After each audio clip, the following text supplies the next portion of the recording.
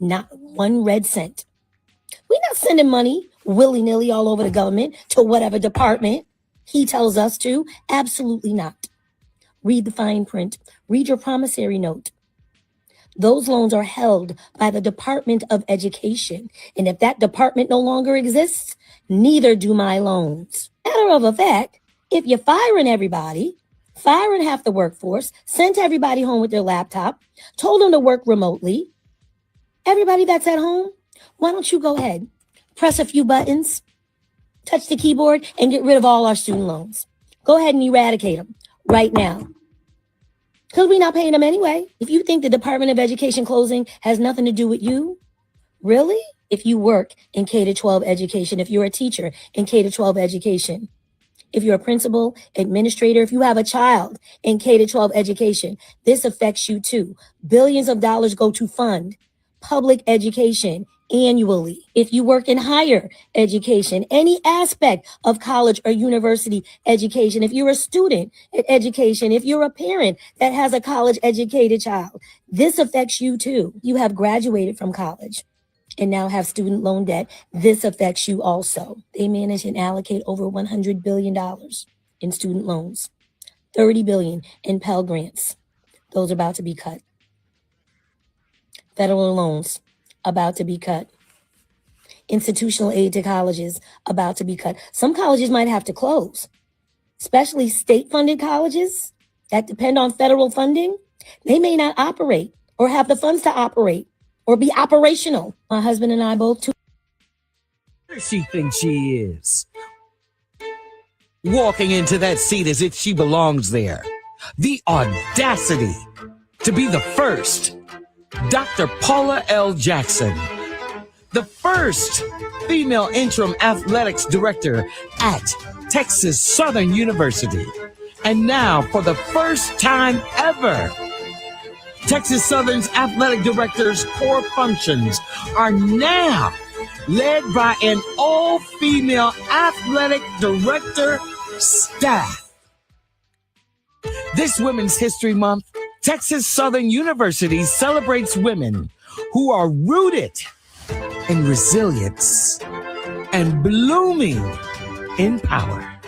So if you're still asking, who does she think she is? She's Texas Southern University.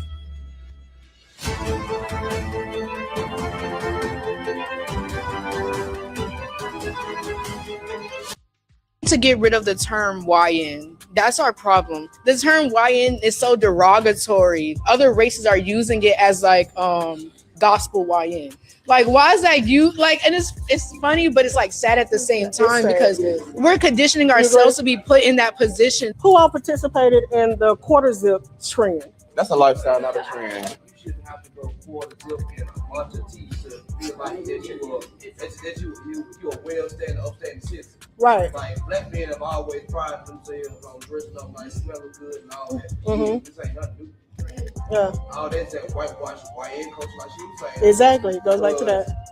Like I said, black men have been doing it. 3-piece suits and canes and Kangos, all that. They've been doing it. They put so much emphasis on the YN. They be excluded. I had to correct a friend on that because my little brothers are the people who dress like what you would consider like a YN, but they're just into streetwear fashion. That is just a part of being a black person. That is a part of us. Right. And I'm like, okay, well, like they ain't out here in the streets running and stuff like that. That's just how they like to And that was dress. her point too, is what she was saying, that that's why they don't like it, because it's a derogatory thing actually to be called a YN.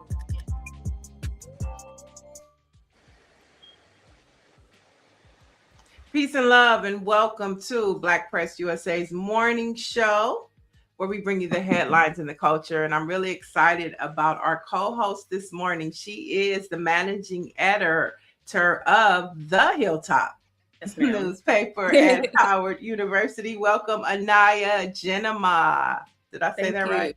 Genama. Genama. Yes. Thank you for having me this morning. I'm so excited to have you. We met last week on the campus of Howard University. And were we in the student union? Was that the student union that we were at? No, well, it's like our student center, to use like the term loosely. Okay. Yeah. Okay. All right. Well, welcome. And you saw our first video starting with student loans. Wanted to get your thoughts. Let's start with that one. What are your thoughts on the status of student loans being transferred to the Treasury Department? And what's the Yard saying about student loans and what's happening in our government?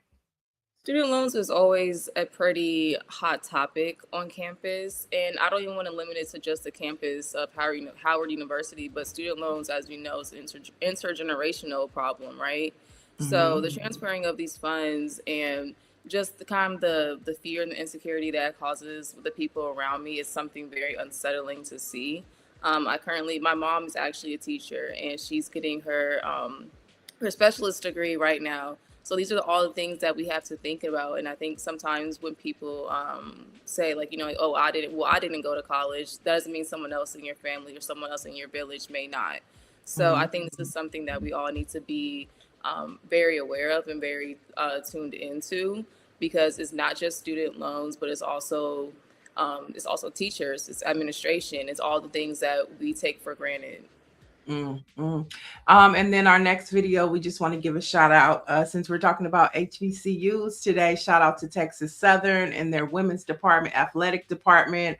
They're doing big things over there. And then our last video was about the term YN. What are your thoughts about that? On both? Yeah. Go ahead. Okay. So for one, I'm going to support any HBCU, right? So what they're doing at Texas Southern is something beautiful. Howard is a predominantly women campus. So, So I'm glad to see that this is now like that women are now I shouldn't say now, but women are stepping into roles of leadership that have historically or typically been given to men. And I'm glad that they're given the opportunity to show that they're able to run things just as efficiently. And that they're able to bring a new culture when you're having an all-female staff. And as far as the term YN, I think I agree with what the students were saying about how it is a derogatory term. It's another slick way to say I don't even know how to say it. It's fill in the blank. Right. I think it is derogatory. I think what the host was saying about just young boys being into streetwear and fashion culture, that's just what it is. I'm from Metro Atlanta, so I see all types of different culture, a streetwear culture or fashion that may be considered like YN culture to some people. In reality, that's just us. That's what we're doing, and I think it's unfair to stereotype these boys for like being this sort of person or assuming that they're affiliated with these sort of things just because of what they might have on. I mean, this is a chronic issue that we've always struggled with. For sure. Aquarius, the only real sign, 79, is saying HU. There we go. So the chat is chatting already. And when we start the show, we do a morning poll. And since, you're in the house, HU is in the house, we're going to start the poll with the HBCU culture. So chat, it's time for you to chime in. And Aniyah, we want to know what you think. What is the absolute GOAT? Yes.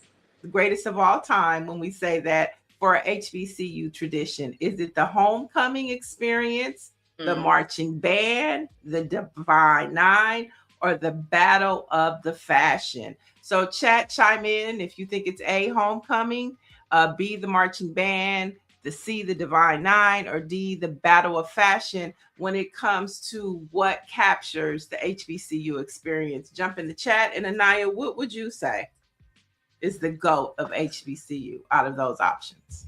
So it's difficult because, well, for one, for me, it's between homecoming and the street. You said it was a street catwalk. I think because homecoming is a once a year event, it cannot encompass like HBCU culture, right? Like, it's a part of HBCU culture, but it's not the entire thing. But the street, the sidewalk catwalk is something that I see every day. So I think that is a little more reflective of HBCU culture, and it definitely just, I think it ingrains in your mind like how you want to be perceived, how you want to dress, and that's what you see every day besides that 1 week of homecoming.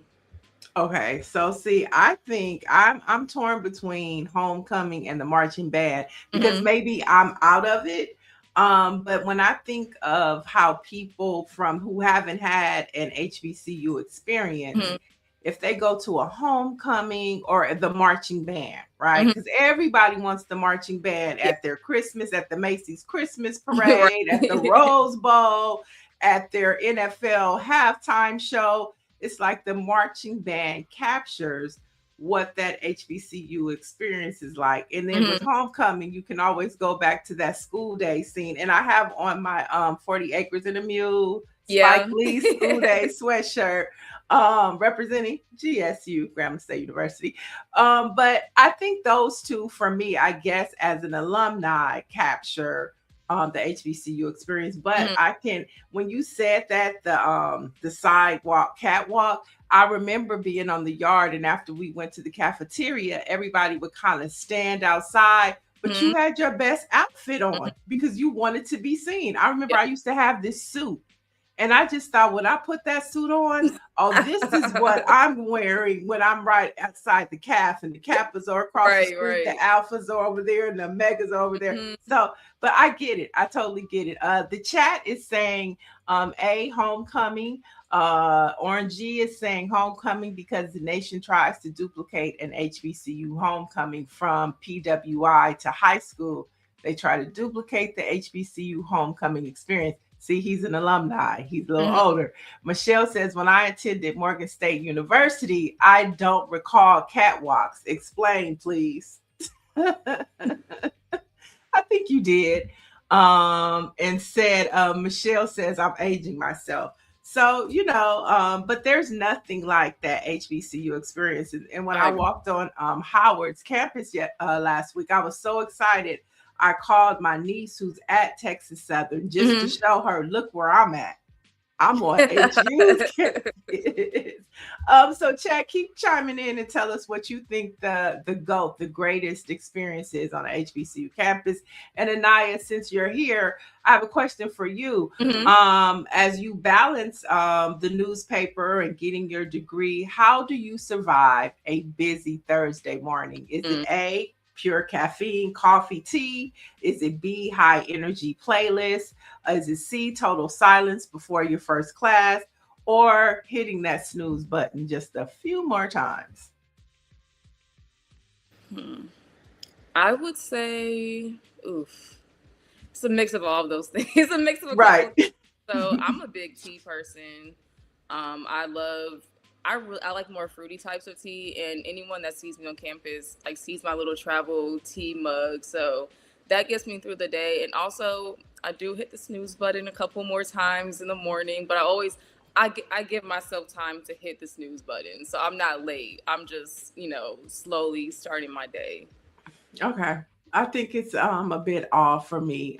Sometimes it's a playlist. Sometimes. Well, I definitely have my coffee right now.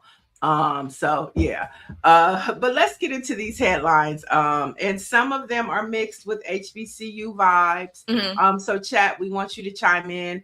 And our first story is a study that found going to an HBCU might be better for Black students' health. So the authors of a sampled study, they sampled about 2,000 Black American adults who attended college between 1940 and 1980, and who attended a high school in the state of a HBCU.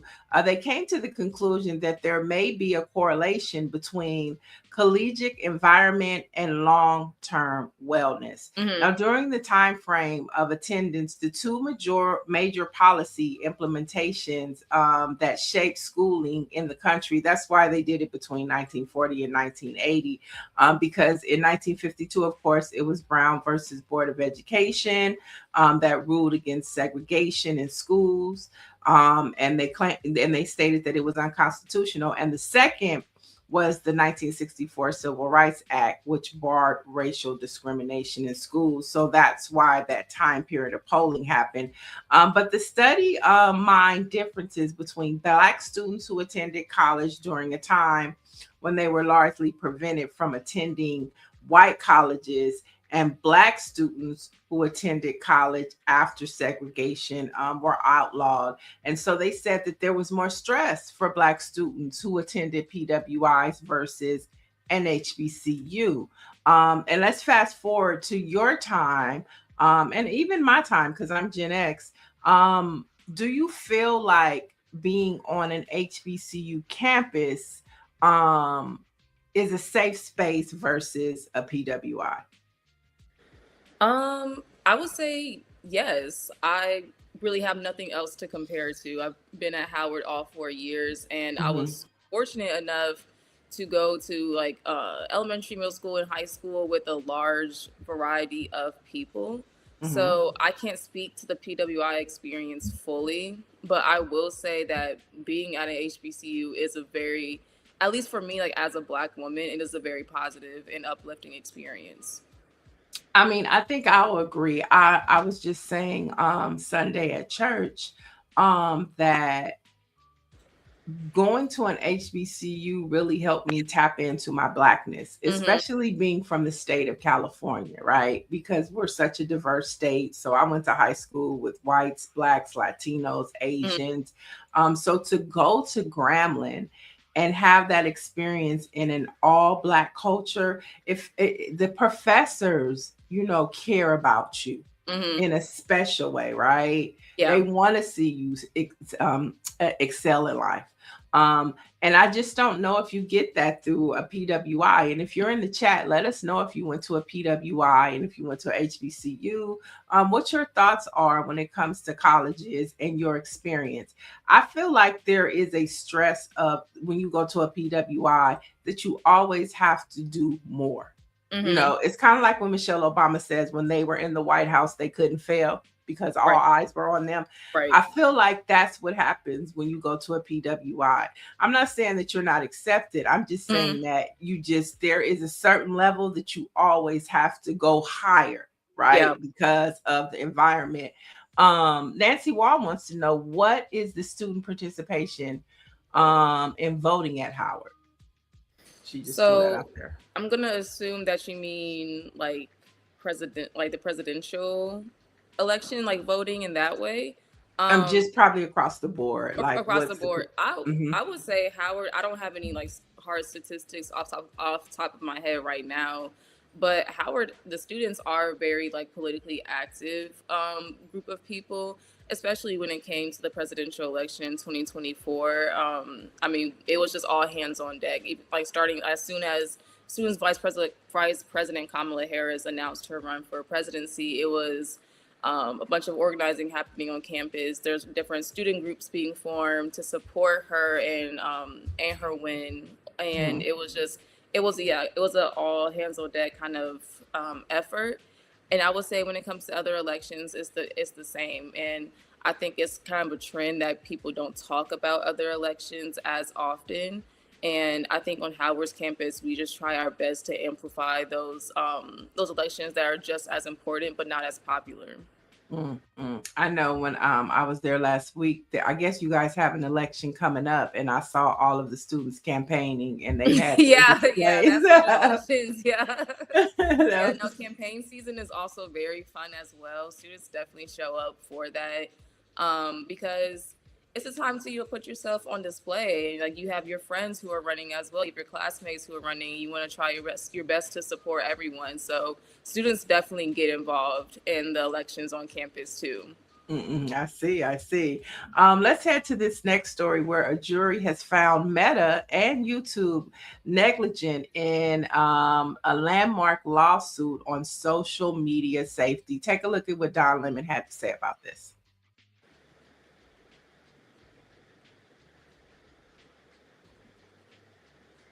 Hey, Greer. So while she's getting that video together, oh, there we go. We can't hear it. Negligent in this landmark social media addiction case. Here's what the jury found. They found the company's negligent in their app designs, that they were harming a young user with design features that were addictive and then led to her mental health distress. And then Meta and YouTube must pay now $3 million in compensatory damages for pain and suffering and other financial burdens. This is a real bellwether case, which was brought by a now 20-year-old woman. She's 20 years old now. She's only identified as KGM. And she had accused the social media companies of creating products as addictive as cigarettes or digital casinos. Enormous ramifications throughout the industry. This verdict is one of thousands of lawsuits filed by teenagers, school districts, state attorneys general against Meta, YouTube, TikTok, and Snap. Snap owns Snapchat. A major win for the plaintiffs. What this says is that social media sites or apps can cause personal injuries. So look out for similar cases in the future. This is enormous news. We're going to update you when we get more information into the Don Lemon Show. So the jurors awarded the plaintiff $3 million in damages, finding Meta 70% responsible for harm caused to her and YouTube responsible for 30%. And so they're saying that this could really be have an impact on your timeline, what you see. What are your thoughts about this, Aniyah? So I think, well, as someone who grew up in the age of social media, right? So a little bit before it kind of took off, I think people my age kind of saw this coming, not in terms of the verdicts, but the harm that social media causes for people. And there have been countless studies proving that there is a correlation between the two. So I'm glad that the court system is now catching up to that. But these are things that we have known for quite some time now. Yeah, I think I mean it's really we're in a really interesting time because social media and technology is so new. I mean, it's not even really 30. Is it 30 years old? I don't even think it's 30 years old. And so when we look at government, like you have the FCC to regulate television and radio, right? You have agencies to regulate the stock market. You have agencies within the federal government to regulate energy. But there is no agency to regulate technology because it's so new. And I think that's what our nation is trying to figure out is how do you regulate something that has free reign? There's nothing to oversee what's happening. And so now you have these lawsuits. And so it'll be interesting to see. I don't think we're going to see it under this Trump administration because he's all about free range. Do what you want. As long as I get a cut, right? But technology does need to be regulated, just like we regulate radio, television, and everything else in this nation. And so they'll continue to have these struggles and these lawsuits until you have some type of oversight over technology. I want to jump in. The chat is saying, Nancy Wall says, thank you, Aniyah. Continue to speak truth to power. And then Michelle Madison chimed in on our previous story. She said she went to an all-girls school and where she was the minority. And she says, when I got to Morgan State, I woke up. The professors kept it real and were instrumental in molding my thoughts about reality.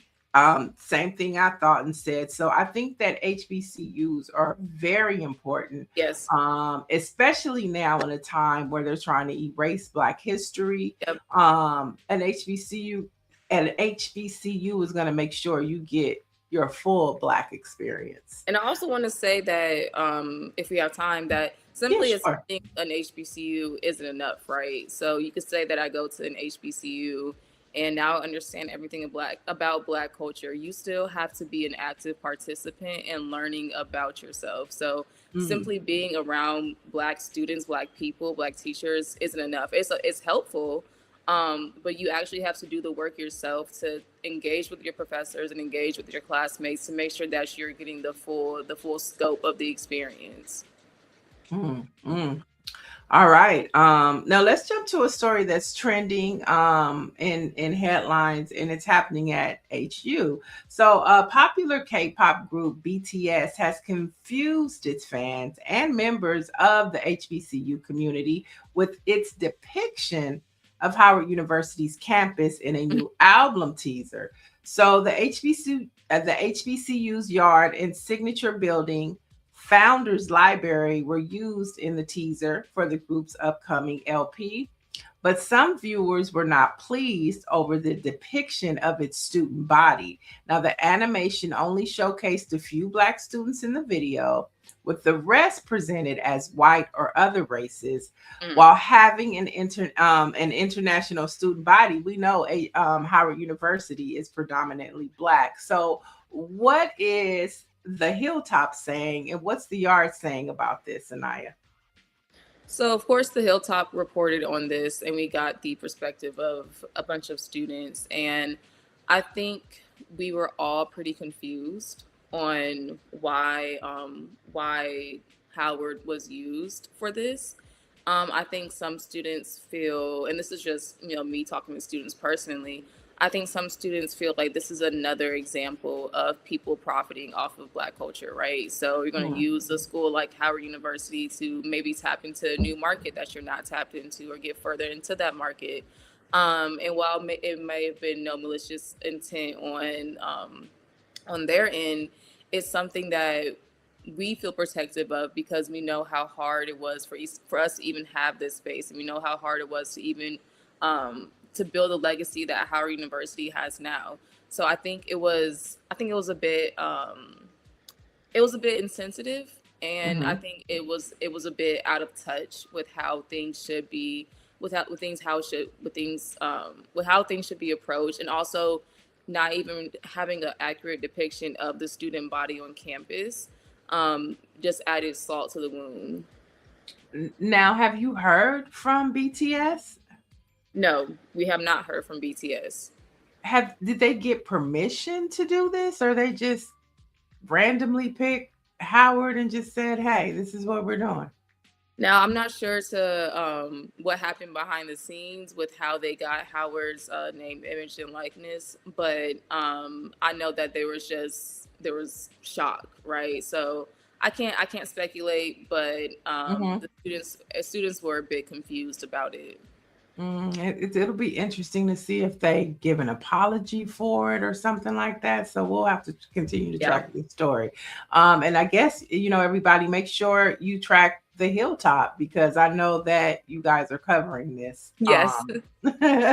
All right. So our next story takes us to Dallas, where they began removing crosswalks honoring Black and queer community on Monday. So in October, a directive from Governor Greg Abbott ordered all political non-standard surfaces markings be removed.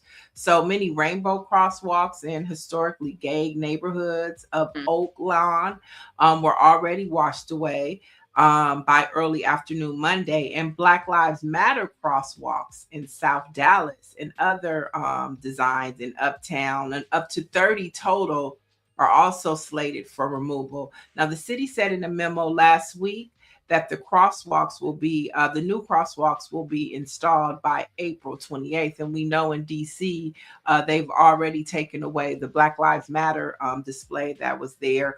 What are your thoughts about, the removal of, crosswalks that reflect culture, that reflect diversity and inclusion, that's totally just being erased, but they are replacing and putting up Christopher Columbus statues and bringing back Robert E. Lee statues, but erasing away diversity? What are your thoughts about that? I think it's petty, and I think it's intentional. And while I don't think all the work that we do as Black people should be just culminated in like us getting something like painted on the sidewalk, right? I think there are actual things that we need to receive for the work that we do beyond just aesthetic, or just having like little indications of it. I think there's actual systemic change that should be happening, and having those little like reminders aren't enough, but it definitely adds to the picture of what we're trying to do in this country. And I think taking away the little that we do get, the little I guess the wins that we do get, it's intentional and it's petty. And I think it just shows how far people are willing to go to make sure to remind us and to, I guess, quote unquote, put us back in our place. And I guess like not make help shape people's perception of the world that is just not true, because we've touched every part of this country. We've helped build every part of this country, and we have an influence in every part of this country. And I think that this is something that, of course, they just want to continue to whitewash. 100%. And so Nancy Wall is saying they can erase it from the street, but never from our mind. I thought about this next story and just thinking about your future and what they're talking about, like income and survival looks like in this country. According to a new report from the Urban Institute, a family with children in the United States need to roughly make about $145,000 a year just to be considered economically secure. Now, that number accounts for housing, food, childcare, healthcare, transportation, taxes, and a modest amount of savings. Now, it's not wealth, it's not luxury, it's the floor. 145,000 is the floor for stability. So about 49% of all Americans fall below that line. But when you break the data down by race, the picture for Black families gets significantly worse. Now, the median household income for Black families in 2024 was $56,000, according to the U.S. Census data. Now, that's 36% less than the 88,000 median for white households, okay? And it represents a gap that actually widened from the previous year, 2023. Black households earned 63 cents for every dollar, and white households brought in, and by 2024 that ratio dropped to 60 cents. So we're making 60%, and it's probably lower now, okay, than white folks. They get a higher amount. But what are your thoughts as you're preparing to leave college, start your life, and you're hearing that you have to make at least $145,000 just to survive and have a decent life? And that depends on what city you live in. Because if you're living in LA and New York and maybe even DC, it's higher. How do you feel about coming into a world like that after you leave your education? And even if you have student loans, you're thinking about all this. These are conversations that I have with my parents a lot. Not even in terms of money that I need to have to like start a family right now, but just money that I need to support myself as an adult. And I think, well, for one, I'm curious as to how that the $145,000 amount was calculated, because everyone's standard of living is different, right? So there are some people who are okay, I guess not, how do I say this? People are comfortable in different situations, and not everyone strives to be in similar situations or to have the same things. So I think that's a nuance that we have to take into account. But it is nerve-wracking for sure. And it's funny because my mom, she came into like adulthood around the recession of 2008. So it's cyclical, right? So these are the conversations that I'm having with her, how she was able to manage all these things as a young adult, with me as well. So I think it's nerve-wracking, but also I don't want to buy into that fear, right? So all you could do is control what you can control, and that means striving for the best opportunities, making those connections in your industry, getting creative on how you could either make more money, how you could possibly cut corners. So I think us as a people, we've always known how to survive and how to make the best out of it. So this is not something that I want to add fear to, or have that fear element be more exploited than it is right now. But yeah, this is definitely something that I have to think about further down the line. But as of now, it's me, and it's trying to graduate school. Right. No, I mean, and it's not just for you. It's for, it's for Gen Xers. It's for baby boomers. Retirements aren't what they used to be, right? Back in the day, it's like you work your government job, you work your 9 to 5, right? You retire and you get your pension, you get your benefits, and that's not the case anymore. So, for your generation, you're not thinking about working 30, 40 years in retirement. That's not the world we live in anymore. Even for me as a Gen X, that's not the world that I live in. And there's a lot of entrepreneurship going on, right?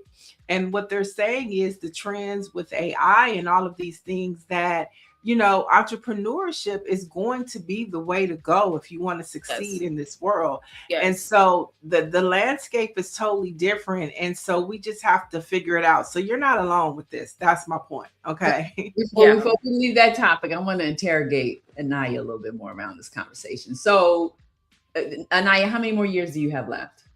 I'm actually in my last semester. So I have about last semester. Okay. All right. I had this conversation with my daughter recently, so I'm worried about we're having the same conversation.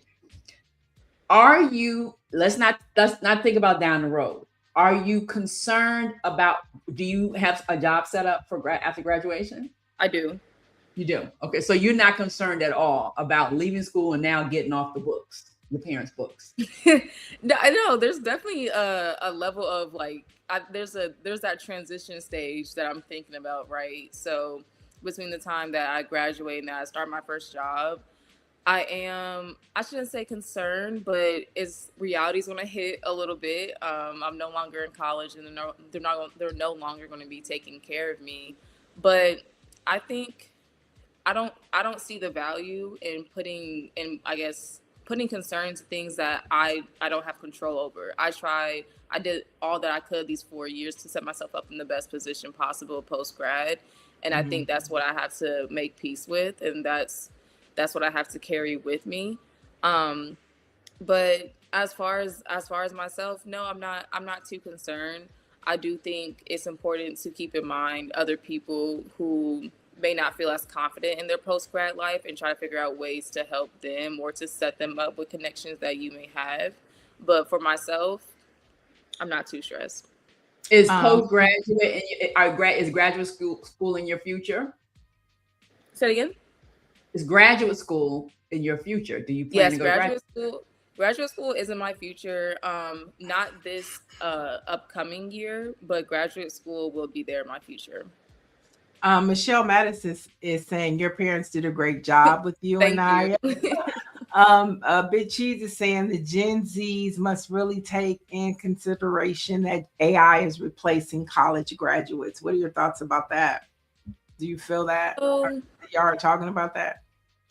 I mean, at this point, I don't think AI is replacing college graduates. I think AI can do a lot, but I do not think that AI, as of right now, is accurate enough on a consistent basis to be replacing college graduates, because I mean, we have to take into account people whose jobs can be replaced, right? So we have people who are on the pre-med track, we have people who want to be lawyers and things like that. So there are certain occupations that really cannot be replaced by AI, not at this point.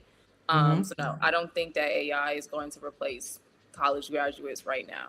And Dr. Marilyn is saying most people have to have several streams of income. Are you looking at your future in that direction, or are you just looking like, I just need to find me one job and that's it? Or are you thinking about entrepreneurship, multiple streams of income? I've hustled a lot in college. I've always had maybe like, I guess like two hustles going on at the same time, and that always afforded me multiple streams of income. And I think the notion of entrepreneurship and having multiple streams of income is something important. I think people should figure out what their niche is and what aspects of, I guess, their skill set is marketable in that way.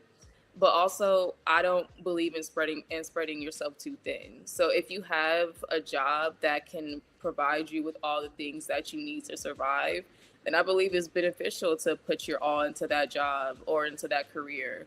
But that's not to say that you can't make passive income. You can have investments and things like that are making you money on the side, but it's not something that you have to commit to every single day outside of your 9 to 5. Dr. Marilyn is saying, yes, Aniyah, I agree. Fear is not helpful. You will define. All right. And since we're talking about careers, Howard University and Forbes have partnered to expand the next generation of Black business journalists. Now, the new partnership with the journalism program and the Cathy Hughes School of Communication will send a journalism student to the Forbes newsroom, expanding the pipeline that has already brought 15 Forbes HBCU scholars into the newsroom. Can you give us a little more information about this and your thoughts? Yeah, so actually it's funny because I know all the people involved, right? So Asia Alexander, who's actually a Howard alum and a Hilltop alum as well, she kind of, like, as far as I know, as to my understanding, she spearheaded this effort. And I think it's important to introduce students to different types of journalism. And like even this year for me, I was introduced to data journalism. And so having these students be exposed to very large and reputable newsrooms is important, just not only for the experience, but for the exposure as well. Because say you don't want to go to Forbes post grad, at least you have those connections with you. And I think there always needs to be a focus on having pipelines for HBCU students, because we have to do so much just to I guess add validity to our name, right? Sometimes there are people who question the value of HBCUs and how it's actually preparing us for the real world. But these pipelines provide the mentorship and support that we need to be able to showcase our skills on a larger scale. Mike V said, I missed it. What is Aniyah's major? I'm an organizational communications major with a Spanish minor. Okay. All right. And then there's another trending story that is going on at Howard University, where recently the college implemented a policy requiring athletes to stand for the national anthem. So in response, the women's basketball team has chosen to remain in the locker room during the anthem at games rather than comply. And this is according to the Hilltop. And the policy followed a December game against the United States Military Academy, in which the women's basketball team knelt during the national anthem. Now, the vice president of athletics, Carrie Davis, told the Journal of Blacks in Higher Education that the new standing mandate is about supporting our students' freedom of expression while upholding mutual respect for all communities. How's the Yard feeling about this new decision? The Yard was shocked. There were a lot of students who couldn't really figure out how it is that they came to an HBCU and they're not able to express how they feel fully as a Black person in America. And of course, there are much larger logistics and things at play than just saying no, students can't kneel for the pledge or during the pledge. But students were shocked. I was shocked. So it was overall shock, I would say. And so what else is the Hilltop? When we talk about what's trending this week, what's in the paper, are you guys a weekly? Yes, we're weekly. We publish every Monday. Okay, so what were the headlines coming out this week? Headlines coming out this week. So, of course, we reported on our women and men's swim team taking home the NEC championships, which is a huge deal. And it just actively combats all the stereotypes that, you know, Black people don't swim or they can't swim. So that was by far my favorite one, was the NEC championships. And being in DC, we're talking about 250 years of America, right? And you see it all around. How is Howard curating that narrative and including the Black experience? Or are you guys thinking about ways to curate what 250 years looks like from the Black perspective? There have been more students talking about the 250th anniversary of the signing of the Declaration of Independence. I haven't heard anything from a school-wide perspective about what it is that they plan on doing, but there's the students, of course, want to they want to make sure that our narrative is told right, because even though this is 250 years for the signing of Declaration of Independence, there's still another side to that story that needs to be told. So I think students are rallying together and putting their heads together and figuring out ways that this one overarching narrative about this country doesn't get to take center stage all the time. That, you know, every side of the story needs to be told, because we were all here 250 years ago, so we all have a right to tell what happened. I mean, I love that. And that was one of the things that I thought about when we celebrated 199 years of Black Press last week. How are we curating our narrative in conjunction to what we're seeing coming out of Washington, D.C.? So I would love to, you know, uplift your stories as you guys figure out how we tell our narrative. I think that is critical and it is important, because if we don't, it's going to be worse next year, right? This is all a setup of how they want to reframe what America is doing. I know that is Nicole Hannah-Jones still a professor on your campus? She is. I had her last semester. Oh, nice. And I think like that whole 1619 project is what set white folks off. They went crazy. They didn't like the true American history being told. And we know that that book was about to be implemented in our public schools, and the reframing of what America is, because a lot of it is a lie. And when we know more, especially through that 1619 project. And so that's good. What were some of the takeaways that you had from her class? Oh, there's a lot. I was taking her investigative reporting class, and that was actually my first time taking a formal class when it comes to investigative reporting. And I mean, just the mind and the genius that she has, and the expertise when it comes to investigative reporting is something that cannot be overstated. But I would say from that class, I know it's going to sound obvious, but being thorough in your reporting and your fact checking and who you call to be a source in your story was one of the biggest takeaways that I've had. And also just being clear about what story you want to tell, and being clear about who your audience is very important to me. And it was was a big lesson that I learned from her. And not being scared, you know, like as journalists, it's our truth to tell. It's our job to tell the truth.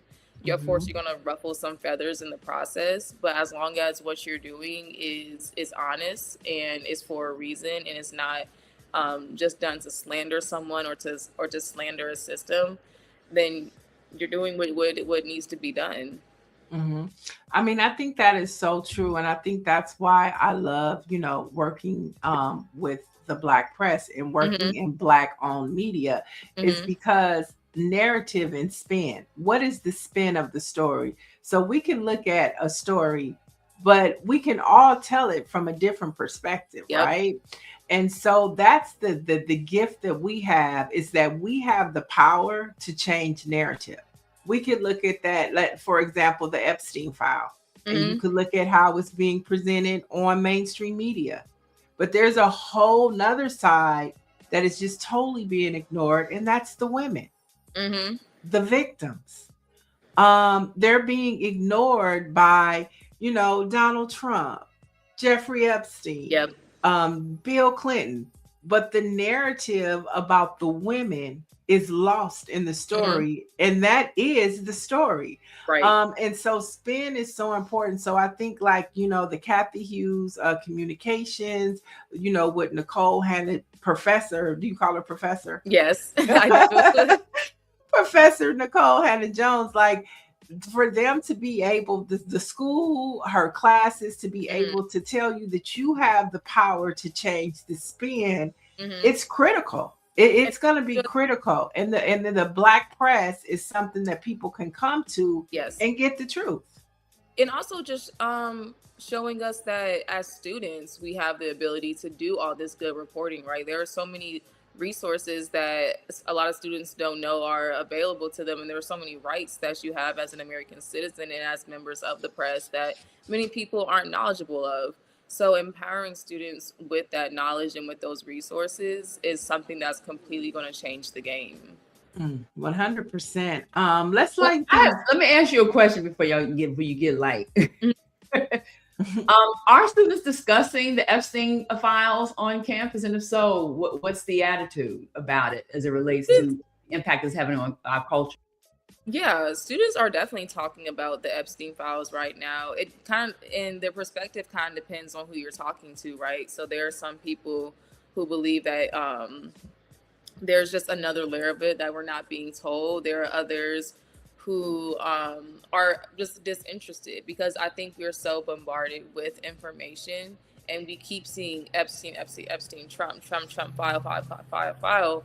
And sometimes it becomes overwhelming, and there are people who disengage from it. But students are talking about it, but I don't think this is something that is always at the forefront of their minds. There are other things. 100%. So let's lighten things up a little bit. I don't know, this might be a little too old for you, but then, tonight is the night Versus returns. Yes. And R&B staples Tyrese and Tank are set to bring their smooth notes to Versus. Now the singers are going hit for hit at the live event for us, the ladies, at Apple Music Studios. But as usual, fans will be able to watch the magic happen virtually. And so, are you a Tyrese and Tank fan, or is that a little too old for you? I can't say that I'm an active fan. I definitely know their music, just, you know, being raised around like my mom and her sisters. But if I had to guess, or if I had to pick a side, I would say Tyrese. Really? I'm no expert, so I could be completely off base. But I'm more familiar with Tyrese. Really? Okay. So if you could pick your versus battle tonight, well, who would you like to see do a versus? Who would I like to see do a versus? That's hard. Go ahead. It's hard because we've seen a lot of good verses, right? And when it comes, like, people throw in the whole like Chris Brown Usher verses, right? I don't think that could happen. I think they're from two different eras, and they have, I think some of their fan base overlaps, but they do cater to different people in different ages, right? So I'm not sure. So who would you think Chris Brown should go against if it's not Usher? Or is he one of one? I believe that when it comes to the artists of his generation, he doesn't, like, there is no contemporary, right? There's not someone that you could really compare him with, solely because he's like a mix of the old school and the new school, right? So he was brought up, he was trained by people like Usher and that whole generation, but also he appeals to the younger generation. So I don't think there is someone that you could fairly bring up against him. But as far as me picking someone for versus, that's difficult. I really don't know, because there's been so many done already.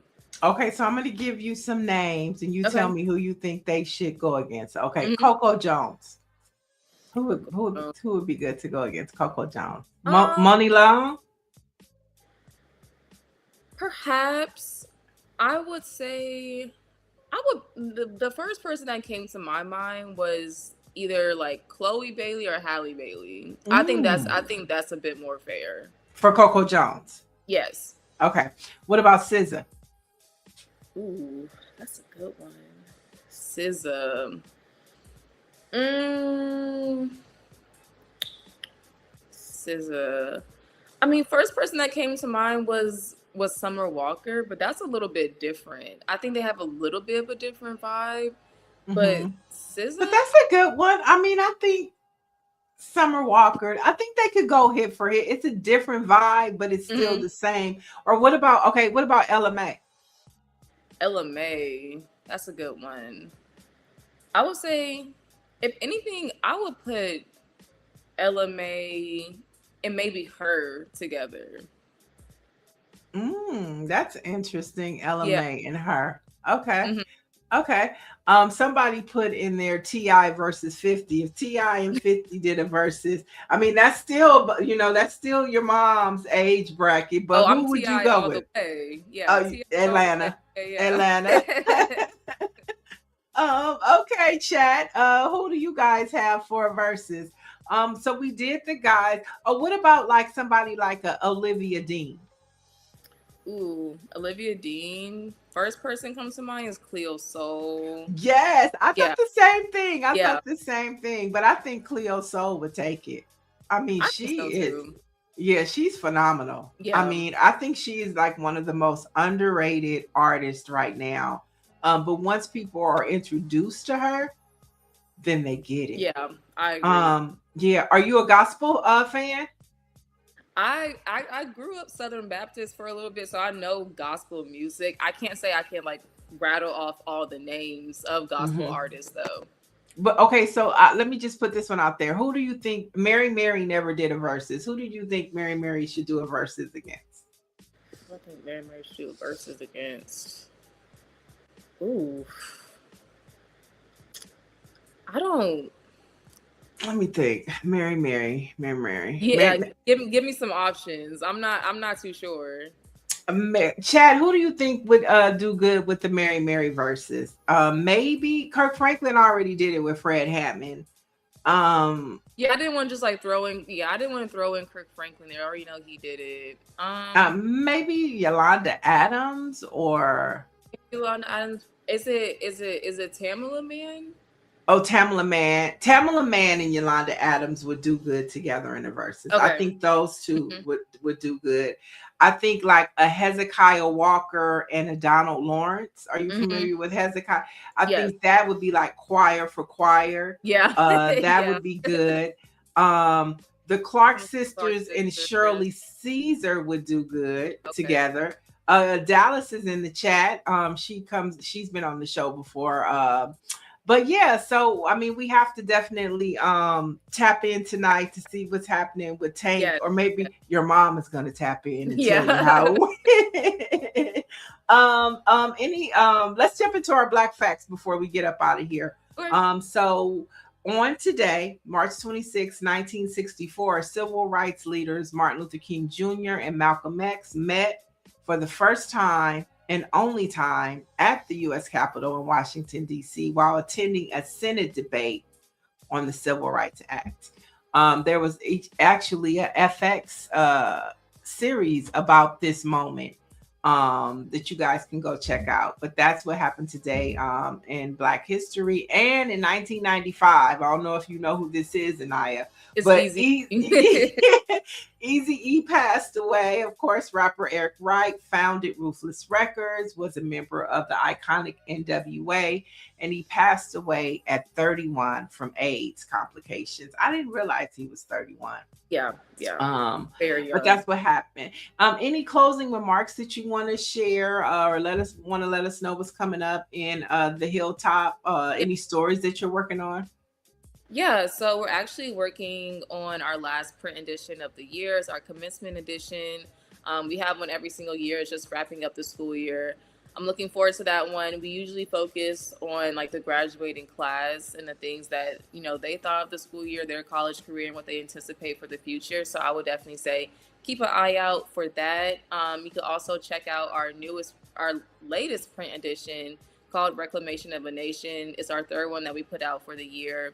It's definitely a lot more, it's more like activist focused stories and how people are reclaiming our rights in the nation that we built. So you can check out all those stories on our website, thehilltoponline.com. I want to thank you again for inviting me on the show. It was great connecting with you. And yeah, I have nothing else to add. Just check us out online. Now, when do you graduate? When are you expected to graduate? May 9th. Of this year? Yep. Oh. Yep. So we definitely have to have you on in April. Yeah.